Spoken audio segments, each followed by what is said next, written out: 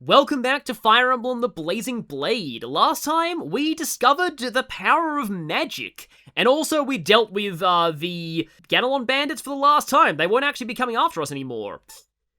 Because we have bigger problems. At long last, Lyn arrives in the land of her mother's birth. Lycia is a federation of territories, each one ruled by a powerful marquis, I think this is? Now, Lyn takes her leave of one of these territories, Araphen. Doesn't taking your leave mean leaving the place rather than entering it? And sets out to meet her grandfather, the marquess of... Oh wait, no, she is actually leaving. However, I think Marquess is also correct, brother, Lundgren, hungers to rule Caelin. He is preparing a deadly welcome for Lyn, who stands to threaten his grasp of power. Yeah, we are actually fighting an Armor Knight this time, so... in a way, I kind of wish that they had swapped some of the joins and that Urk joined in this chapter, because that would be a better tutorial for using magic, but I don't know. Also, look at those green unit citizens there. So this is Araphen, yeah. I'm pretty sure I pronounced that right. Also, speaking of pronunciations, Ostia is called Ossitia in the European version, but that got retconned in, like, Heroes and later things. I think it's because quite a few of the place names in this game are actually derived from real locations in Europe, so, obviously the European audience would be more familiar with those actual places. That might be why some of them got changed. Also, Florin is here on the map. Also, I love how he just Kent just zooms across in, like, one go. They've prepared supplies for us, in air quotes.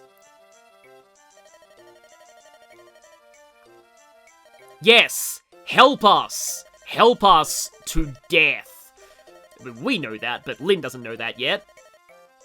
And enjoyed a sturdy friendship for many years. That's not going to be jeopardized in any way right now. See, the moment that you go to a place and you're like, oh, don't worry, this lord's on our side, trust us, it usually ends badly. Pick up some soldiers, eh? Well, if you've seen the thumbnail, you'll know that there are going to be some people joining in this chapter.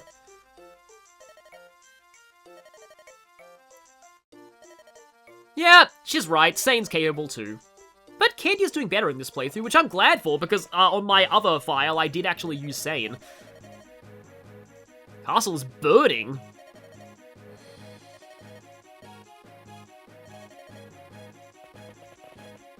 Meanwhile, there's a great unit who's suspiciously still here. I do kind of like this portrait. Of all, like, the generic underling portraits. This one, I don't know if it's the eyebrow or the nose, but it is very distinctive to me.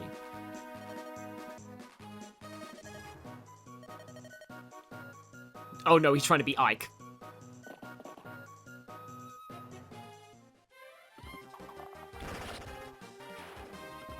However, it seems that it was you who should have prepared yourself.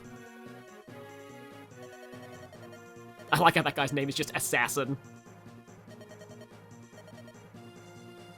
An arrow. It's funny, Lyn has so much dialogue relating to arrows in Heroes, but she can't actually use bows in this game until way later, and she's not even that good at it.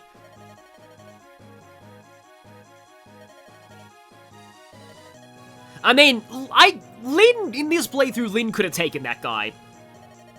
But, we have the strong silence type coming in to help us. Remember when Kent said that it'd be great if we could pick up some soldiers in the area?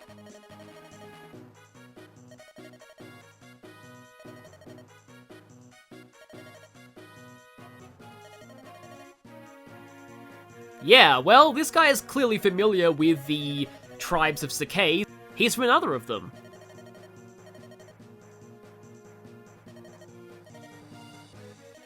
Don't be foolish, just to waste the life I just saved is a nice line. See, like, yeah, this localization isn't all bad.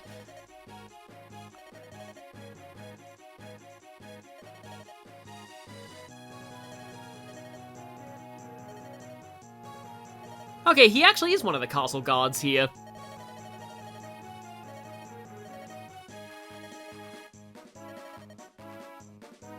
Yeah, somehow. She's, like, at the exact center of all of this. Rath of the Kutola. Of the Sakai? I feel like that's... Okay, just when I was praising the localization, I think that's actually mistranslation, because Sakai is not a tribe, it's a place. Okay, I remember this exchange. I don't know, I thought, like, the 1,000 curses upon our enemies was cool. Meanwhile... yeah, this guy is, like, one of my favorite characters. When it comes to, like, the non-lords, this guy is definitely a massive standout. He's excellent.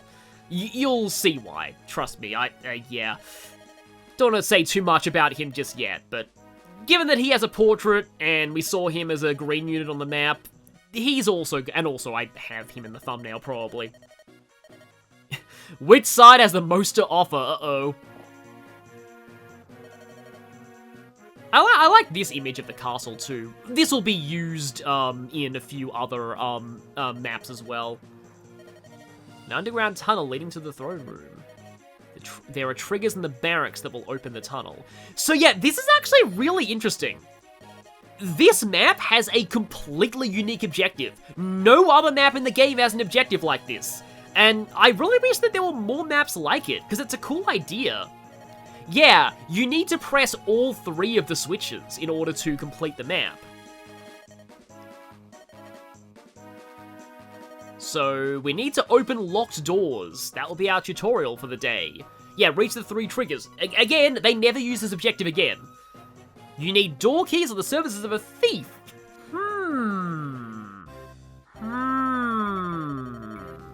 I wonder if there's one of those nearby, and I don't mean door keys. There are times when you are unsure of how to proceed. Start by checking status or visiting homes or villages. Who knows what hints you might find? Let's try visiting a house. It's not like if we visit this house with the red roof, we're going to instantly find the solution to all of our problems in this moment. Hello, my name is your solution to all the problems in this moment. And yeah, it's Matthew. Yeah, Matthew's great. Matthew's so great. Wait, hang on, Lynn, you just said you'll need the services of a thief to... Or was that the tutorial? But anyway. Hang on. Did he just pull her? Did you... Because you just told me Foxboy on her? I think he just did. Funny thing is, we don't actually have to pay him any money. This isn't Path of Radiance, where you do actually have to pay money to your thief whenever he opens doors. Your group looked a lot more fun than that dead guy.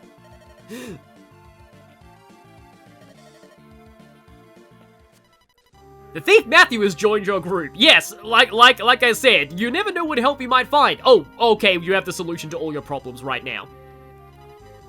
As I alluded to earlier, houses with brown roofs, or I guess yellow roofs, the not red roofs, will just give you flavor text. Red roofed houses give you items. So, also, Matthew interfaces with the tactician quite a lot, but before we get to the tutorial, let's talk about Matthew himself. Oh, have a new mission for me? Let's hear it. All of Matthew's stats, besides speed, might as well not exist. Yes, his luck growth is solid, but he has a base of 2.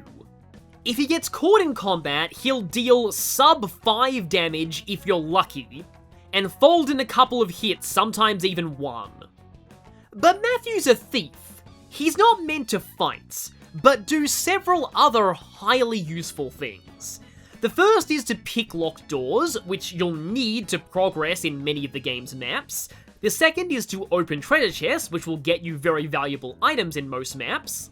The third is to see further in Fog of War, which we'll be encountering later, but it's a very useful asset in those maps. And the fourth is to steal things, and stealing is entirely based off your speed stat, which just so happens to be the one stat of Matthew's that, well, actually exists. And it exists to a considerable extent. If Matthew has equal or higher speed than the enemy, he can steal anything from their inventory that's not a weapon. Unfortunately, this isn't Thracia. And while a lot of enemies drop those items on death anyway, not all of them do. If you ever see an item that is not glowing green, the only way to get it is to steal it with Matthew. And some of these treasures include promotion items and more. In fact, on hard mode only, the boss of Chapter 18X carries a Steel exclusive item that is a huge asset to a playthrough, especially if you're going for ranks. And Matthew only needs 12 speed on Eliwood hard or 14 speed on Hector hard to steal from this boss, which is very achievable. I've actually seen some ranked mode guides put Matthew in S tier entirely because he steals this item. And it does have to be him, no other thieves join until right after that boss. But you may have noticed that despite Matthew not being much of a fighter, I've still listed promotion gains here. It is possible to promote thieves in Blazing Blade. However, their promotion item doesn't come until very late in the game, and using it on Matthew is a monumentally terrible idea. He'll lose the ability to steal, which is the one thing his stats are good for, and yes, it does get another ability that helps him fight even with his low strength, but I still wouldn't recommend it.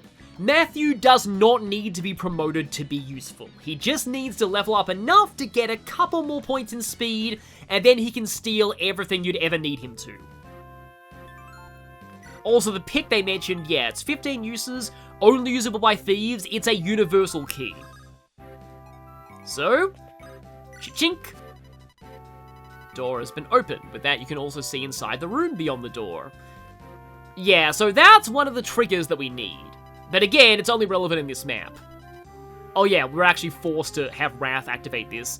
I believe every character actually has dialogue for stepping on the triggers, but here you'll only hear Rath's dialogue for this one. Also, Rath himself. Rath is actually very interesting. I've been looking forward to getting to this bio.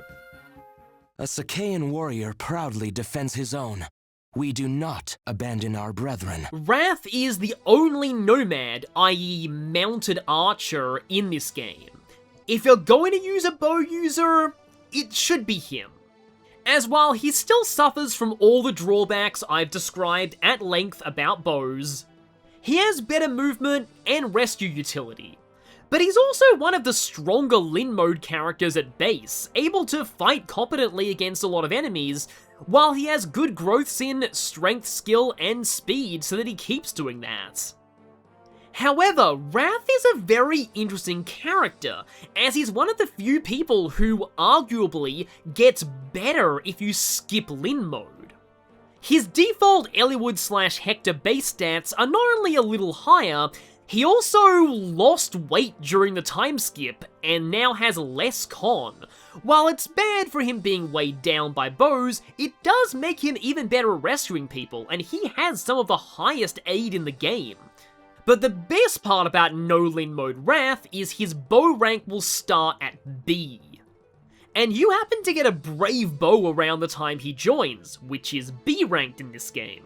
And Lin skipped Rath can immediately contribute good combat with that. And on promotion, Rath gets a sword so he's not helpless in melee. If you are playing Lin mode and don't care about losing a star on your survival rank, it may, sadly, be beneficial to intentionally lose Rath. Striking him down only makes him stronger. Until Eliwood and Hector mode, then striking him down will just kill him. Although even then, he doesn't actually die. Rath has plot armor in this game because of reasons.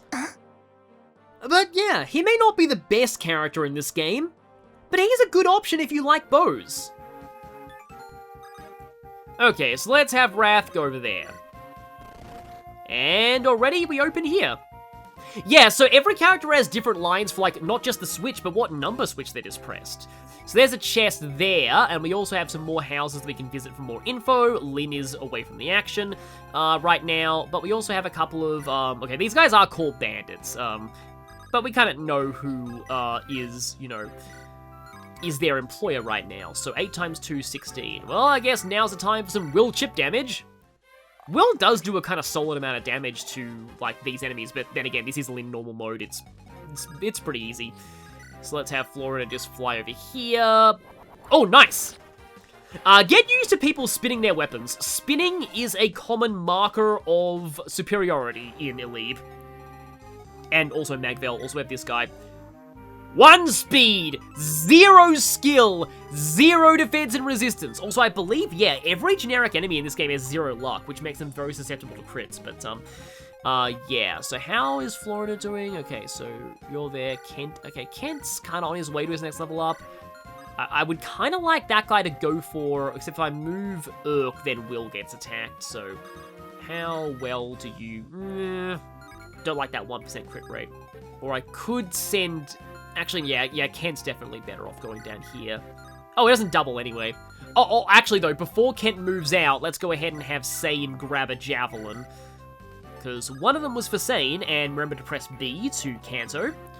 So Kanto up there, and then I'll also give a Javelin to Florida at some point. In fact, you know what? Let's actually just do that now. Let's go ahead and give her the Javelin... Equip the Iron Lance and just stay here. Meanwhile, nobody can reach Urk if he goes into this red house, so let's go here. I mean, we're mercenaries, kind of, but we don't actually get paid at the moment.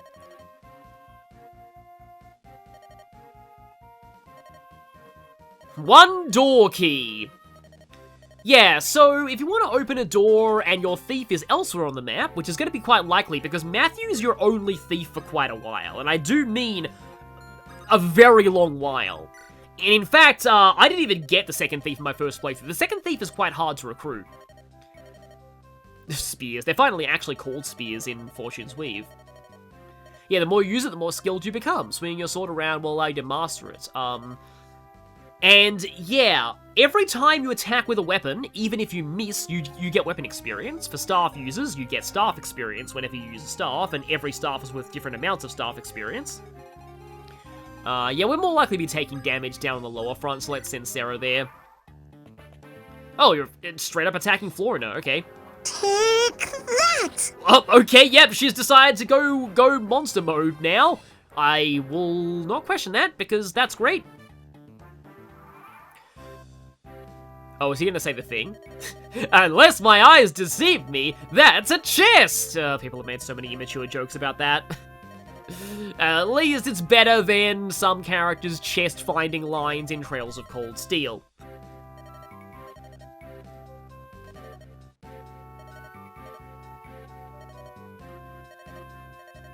Yeah, surely he'll let us keep the reward once we win, right? Yeah, there's never any moral issues with getting chests in this game. You'll always get to keep the rewards. Okay, if I go there, though, Matthew's gonna get attacked, and you kind of don't want that, as I said in his bio. Although you want him to actually... Oh, that's where that is! So I mentioned that back in Florina's bio. That's the Angelic Robe. I hope the tutorial doesn't force you to use it on Matthew. I mean, it's kind of not a bad idea, because especially if you're on a first playthrough, because Matthew can easily die if you're not careful. Except, this line right here, simply holding on to a useful item does no one any good. I was going to talk about, okay, I guess I can finish my talk about weapon experience. The Fatal Blow is worth double weapon experience, and also different weapons give different rates of weapon experience. Some heavier weapons give more. It's not assigned to, like, weight, though. It's just the weapon itself has a weapon experience value. But, this line right here, normally this is fantastic advice in anything but this game, and specifically Limb mode, because there is a little something called the Funds ranking. Give you more detailed information, yeah. Thief has the skill to open doors and chests. That ability can only use the set of picks. Yep, picks only have 15 uses. Matthew can steal lockpicks from enemy thieves as well. So yeah, this Angelic Robe increases HP by a max of... Actually, it increases max HP by 7 points. That's kind of a mistranslation. But yeah. This Angelic Robe. Now, in my opinion, the best recipients of that are Florina, Lynn, if you want a little bit more caution, or maybe Matthew, if you also want a little bit more caution. Can I do a bit of a rescue chain here? Let's try this. Yeah, Rath go here. Sane go there. Grab Lin. Drop Lin. I think I'll do this, yeah. Oh, actually, no, if I do that, I go here, then with the Kanto, yeah, he can't attack Matthew. Because, like, if Sane had gone there, he would have been able to attack Matthew, but I just didn't want him to attack Rath, because Rath wouldn't be able to counter. At least Matthew can counter. He doesn't counter well, but he can counter. So, about that funds ranking. So, the funds rank totals the value in gold of all of your assets. And this actually means that weapons are worth more for your funds ranking if they're not used. That was my joke about earlier, what good's a sword if you don't use it, from that boss, Glass, his name was. Although, really, I shouldn't do him, I didn't even remember his name, because he sucks. But yeah, so Glass. Him saying, what good's a sword if you don't use it? Well, actually, a sword you don't use is worth a lot of funds ranking. And every stat boosting item also has a value. So this means that normally, Matthew would be giving excellent advice about not hoarding your items, because in my first playthrough, I always just hoarded these items. I'm like, oh, what if I need them later? In fact, there's an awkward zombie comic about that. And it's funny that awkward zombie comic is about this game of all games, because the one game where that awkward zombie comic is actually completely wrong. Also, yeah, this dialogue. So, the marquess is apparently racist. Yeah. That's a good thing to know before we... Oh, they're just guarding the doors that don't even move. Makes sense. So you have, like, no speed, so Flora can just completely... Oh, but she could obliterate you with this, too. Soldier's just a pretty weak class in this game, but yeah, anyway. So, basically, the more weapons you have unused, the better of a funds ranking you're going to be getting. And also, the funds ranking rewards you for hoarding stat boosters and not using them. If you don't use this angelic robe, I think I mentioned this earlier, it is worth 7,000 gold to your total funds ranking. Now, I believe the number required to get a 5-star funds ranking in this game is 32,000 in total assets by the end of Lin mode, which is chapter 10. 33,000. 33,000 gold in assets. Rath can actually shoot that guy from over the wall, or Sane can javelin him from over the wall. But I kind of want my others to get experience there. I guess I'll go Lin. I really wish I knew that I could just use the Manicati as much as I wanted in Lin's story. So you're probably thinking, why do I care about any of this? Ranking is just for bragging rights. Well, Lin's story is the one time they're not. You see, when Lin returns in Eliwood/Hector's story, she'll have a different gem in her inventory, depending on what funds rank you got. Oh, that's... I'm going to save that for a little bit later, actually. Or I'll use it now. I feel bad for Matthew doing this, but, like... Trade door key... Equip Iron Lance, Sane will use that, and yeah, we got a chest there. So yeah, that's the other switch that we need to press, and Matthew's gonna have to go for that, and, but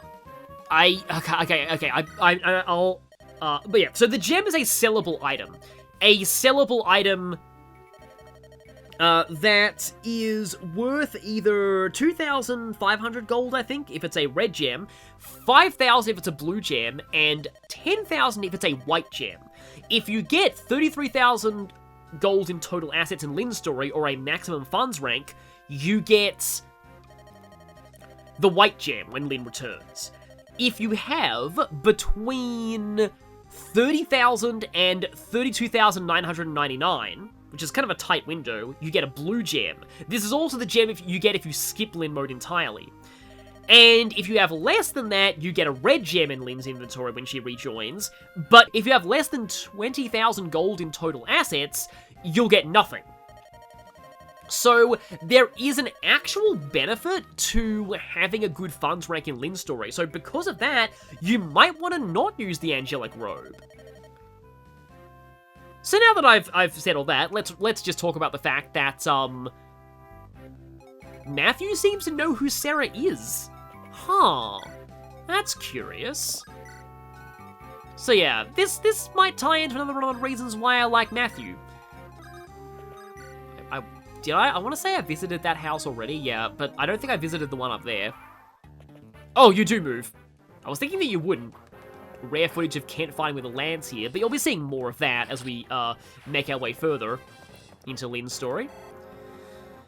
Okay, now I would say that I'd like Florida to get some more experience, but let's just say that the next thing we'll be fighting is not good for her to be facing. So let's have Kent go here. Yeah, it's both an archer and something that Florida most certainly can't damage. Yeah, every character has a different line for activating the second switch, which is cool. So we have this bandit here, and we have Bool, one of Lord Lundergunden's assassins. And he has a steel lance, 18 attack power, 10 defense, so you're kind of meant to use Urk against him. Or you do this. Convenient Armor Slayer placement. As the name suggests, Armor Slayers are useful against Knights in Armor.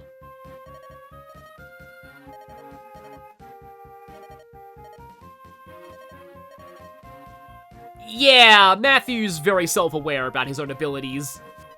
If you get a weapon or staff you can't use, don't worry, other members might be able to wield them. Items you cannot use appear in grey text. Try trading. Don't forget, you can only trade characters with one at a time. This isn't Thracia. So yeah, the Armor Slayer is D-ranked, so Matthew already has a D. Sane can't use that, but Kent can. This is where his sword specialty comes into play. However, the Manikadi itself is effective against Armor Knights, so Lyn is also an option. Unless you've somehow broken the... Because, oh yeah, I haven't actually mentioned this. Weapons only lose durability when they actually hit an enemy. Even bows, as much as that doesn't really make sense. Magic, however, loses durability every time it's used, regardless of if it hits or not. So... yeah, Lyn can do solid damage against this guy, though I'd recommend waiting, like, letting him make the first move. Otherwise, you're liable to getting lanced. I like how she just slides back into place there.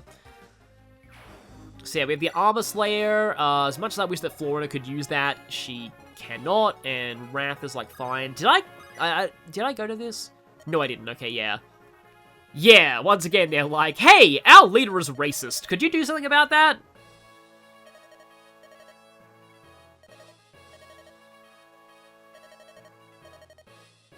And yeah! So, racist and also an incel. Not that I really knew that term at the time this game came out, but I mean, that attitude was still around. There's a sentence, though. Racist and also an incel.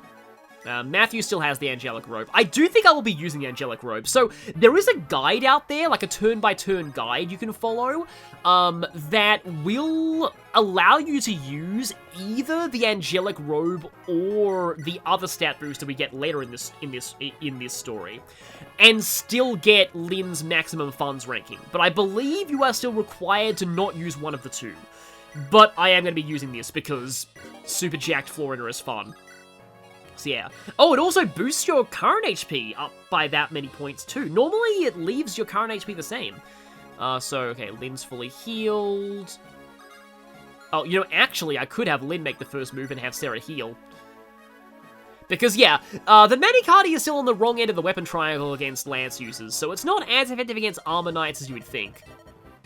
Lindis and her cadre, or rather just Lindis herself in this case. I kind of like the shade of green this guy's armor has, though I shouldn't really be complimenting him. Ah, no crit. Oh well, he's definitely done next turn. I still like the fact that he's named Bool. We could make some kind of joke about Boolean logic, I suppose. I mean, okay, hang on. 1, 2, 3, 4, 5, 6. Yeah, if I finish this guy with Urk, I could beat the chapter now, but, like, it's inefficient, but I'm gonna let Lyn get the kill here, because that's kind of why I'm playing Lyn mode. She hasn't been getting great level ups lately, which is unfortunate. Well, yep, generic death quote. No, I guess I can see how good her level up is at the start of the next chapter. And on that note, okay, I can switch over the Armor Slayer to somebody, maybe. Because, like, Lyn already has the Manikadi. She doesn't really need that, but, I think I can actually get this to camp this turn. I think I can, yeah. If I go Florina, take that. You got, again, be careful of your inventory. You will be forced to chuck things if you get too overcrowded, but there you go. Now Kent has the Armor Slayer. So now we can just have, no, firstly, a thing that I always like to do in Fire Emblem games, always heal off the last little bits of your HP before ending a map, just to get more experience on your healers.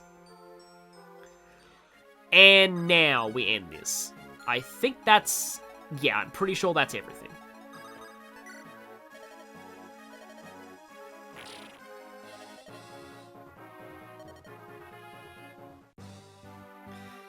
However, the marquess is apparently racist against people from Sakai, and Lyn happens to be from Sakai, so... Is everything gonna be fine now? Well, I mean, Rath did do pretty well. Also, yeah, fun fact, Rath actually does get experience and weapon experience for that kill he gets in the cutscene. It's why I listed on his bio, like, a plus number beside his weapon rank. Uh-oh. Here we go.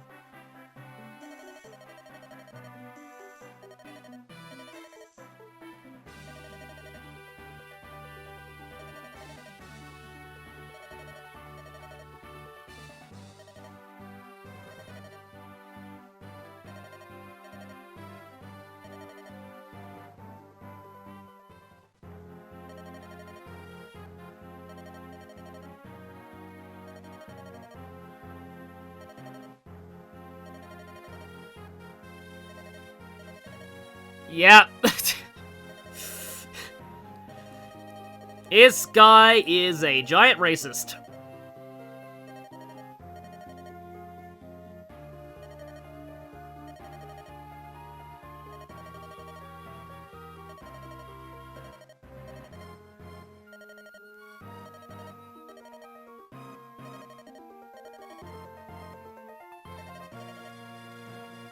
Uh-oh. Yep, I had a feeling he would be pulling that whole thing.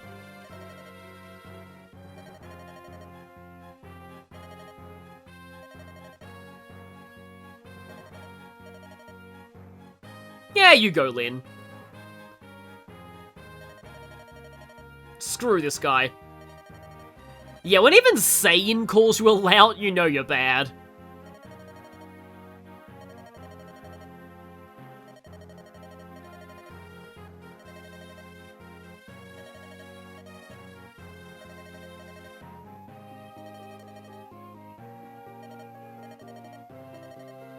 I mean, okay, I hope I'm not scrolling through the text too quickly, because I might be.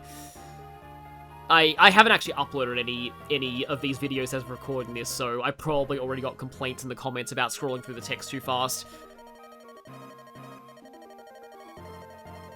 Yeah, so I remember this line stands out to me, because I remember it as a kid, and I was like, what? Like, I didn't quite understand the implication of this line. Like, I was like, does this mean that he was actually nice after all, and she just needed to shed a tear, and he would have, like, given her a thing? No, now that I'm older, I know that he just wanted her to beg, and that's not good.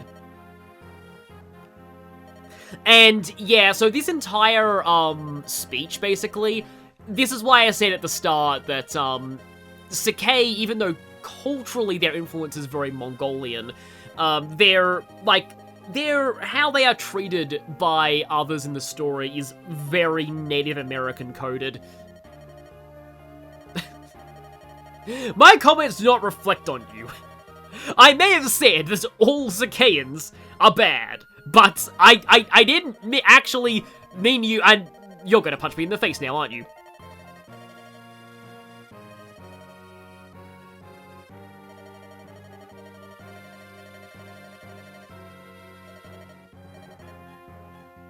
Ah yes, the want surprise for basic decency types.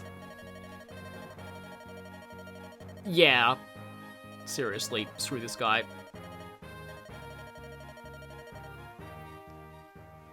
Yep, rip. That guy's captain of the guard is gone, so, you know, if, like, Lundgren were to attack him in the future, he's kind of screwed, and he brought it upon himself, so yeah.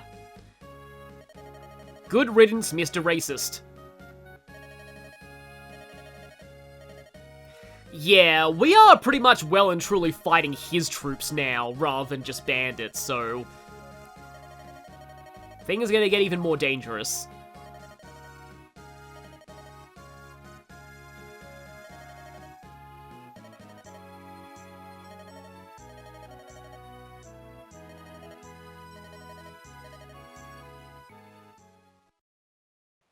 And meanwhile, yeah, they wouldn't just give him to us for one chapter only to take him away.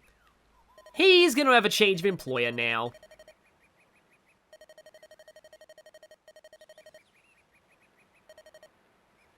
I would join you. My boss was a gigantic douche.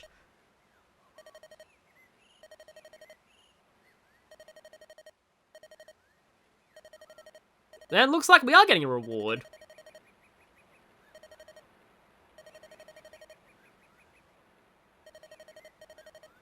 So, where did he get this from? I also like the fact that you actually see the outskirts of the town on the map there, even for a brief moment. Yeah, I do wonder where he got that. Was that, like, the money, the aid that the Lord promised and didn't give? Or did he just steal it? I'm not sure. Or was that just, like, his life savings or something? I actually don't know where that gold came from. But anyway, we have a whole bunch of gold, though. So next time we go to a shop, we have stuff to send. Or you could not spend that gold at all and put that towards your funds rank. You've got options. So, next time, yeah, we take on a very interesting chapter and meet a very, very interesting new character. See you all then.